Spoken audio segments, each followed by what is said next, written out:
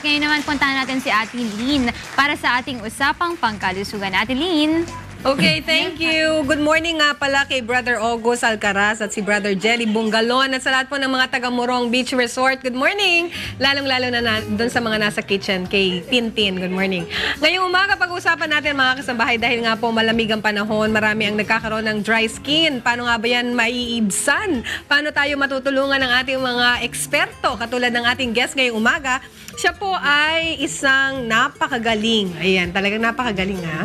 At practicing dermatologist. Siya rin po ay kasama ng Philippine Association of Medical Specialists. Of course, siya po ay isa sa mga Board of Trustees. Ayan. At currently, siya po ang overall chairman ng PAMS 20th Annual Convention na mangyayari this coming week. Next week po yan mga kasabay. Ito na po napakaganda, Dr. Janet Del Mundo Tan. Good morning. Good morning, Lynn. Hi, nice to see you. And happy to be back at UNTV. Yeah, very busy ka ngayon eh. Pero pag-uusapan natin yung patungkol sa convention ng PAMS. But sa ngayon, pag-uusapan natin yung dry skin. Bakit nga pagka malamig ang panahon, nagda-dry yung skin ng tao? Okay, actually kasi pagka ang environment natin malamig, lalo na itong mga panahon, kung mapapansin mo na parang 2 weeks ago, nag-start yung malamig ang panahon. At sa loob ng bahay, napakainit. Doon, nagbabago ang mga humidity. So, ang nangyayari sa skin natin, nag-change ang temperature, kaya mahirap sa kanila mag-adapt. Lalo na yung mga medyo may problema sa katawan at mahina ang resistensya, may mga sakit, no? At masikip, no? Or crowded ang places. Doon, medyo very sensitive ang skin natin ngayon. May mga types ba ng dry skin? Kasi para sa akin, para malaman kung dry yung skin ko, guguhitan ko siya. Yes. Pag may nag-mark na white line, dry yon. Kasi patas parang siyang scaly. Pero pagka wala, okay siya, moisturized. Meron bang types of dry skin? Actually, isa lang naman ang type, ano? Depende sa severity of the dryness, no?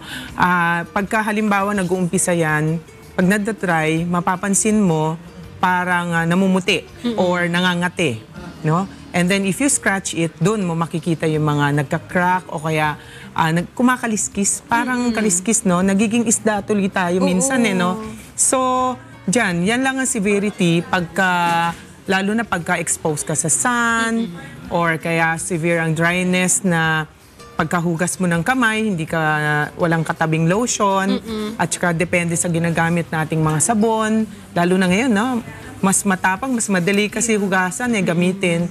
Kaya yun na lang ang gauge natin ng severity. Tsaka with the virus that's going on around, di ba? Yes. Talagang advised sa atin na lagi maghugas ng kamay. Yes. Pero Doc, meron ba kinalaman ng age sa madaling pag-dry ng skin? Kasi di ba when you get older, mas madaling nagda-dry yung skin mo? Yes, actually yes.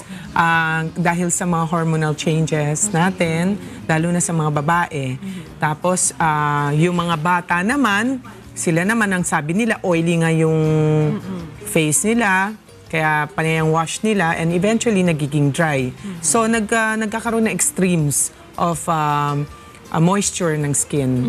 May mga medicines ba na maaaring natitake mo na pwedeng mag-cause ng dryness ng skin mo? Okay, meron naman yung mga tulad ng, dahil yung mga dryness daw ay deficient ng vitamin A, D, and of course other food that can help supplement the oiliness.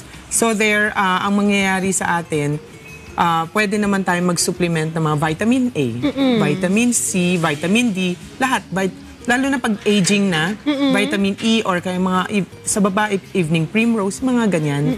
Tapos sa mga lalaki naman, dahil hindi sila mahilig intake ng mga kung ano-ano, natatakot sila magkaroon ng mga kidney stones o kaya magka-problema sa kung ano. Kaya might as well apply na lang.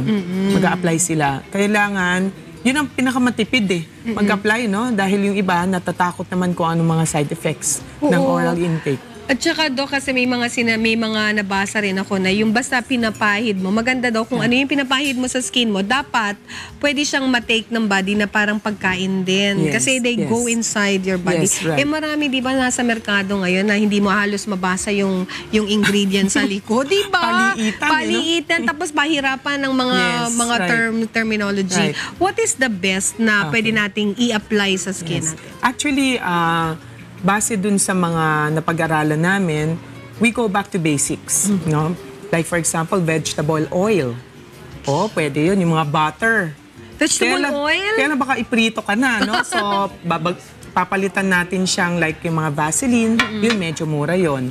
At saka lanolin. Yan ang mga extracts ng mga, actually sheep extracts eh.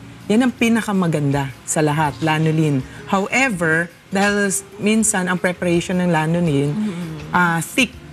So, we have to check out in the market na baka merong mga combination. So, pwede na rin yun. And of course, mineral oil din. Mineral oil. Oo, yan. So, wag naman yung mga mantika na talagang pamprito, no? Marami na rin ibang klase, mga canola oil, ganito. Wag na, medyo mahal po yun. Kaya doon na lang po tayo sa basic. Oo, maganda yata yan i-spray mo sa katawan mo habang basa pa. Dok, para Pwede. hindi masyadong sticky. Yes, Tsaka yung right. mga Oo, ganyan. pwede. Alright, at para po sa mga kababayan natin na nais pang magtanong kay Dr. Janet, saan ka po pwedeng matagpuan para mapag-usapan, ma-promote mo rin yung convention nyo upcoming? Okay, actually, I'm now connected with San Miguel Health Center. Ito ay under City Government of Manila.